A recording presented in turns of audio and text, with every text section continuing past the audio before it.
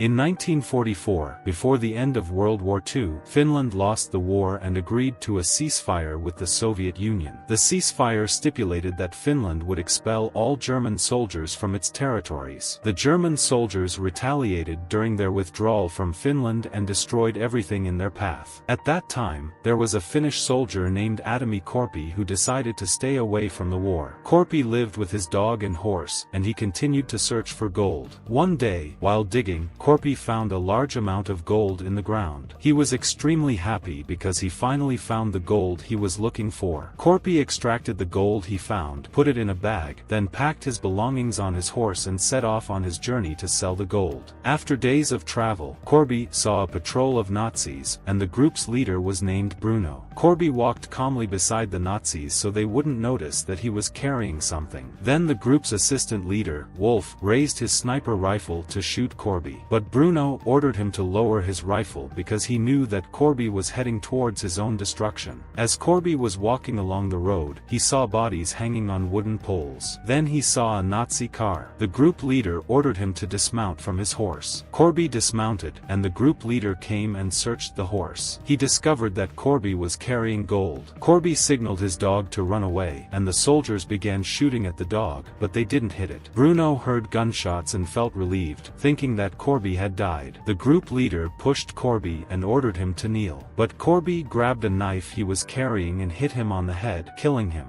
Then one of the soldiers grabbed a weapon to kill Korpi, but Korpi approached him, took the weapon, and began shooting at the ground. Korpi started killing the soldiers one by one. He stitched one of them with the knife he was carrying. One of them tried to shoot him, but Korpi used the other soldier as a shield. Then he reached him, took his helmet, and hit him with it, killing him. The last one attempted to attack him, but Korpi used the pistol he was carrying and shot him in the leg. Then he took his rifle and killed him. After hearing the gunshots, Bruno and his group returned to the scene. They saw that one of the soldiers was carrying a piece of gold, so they decided to chase Korpi.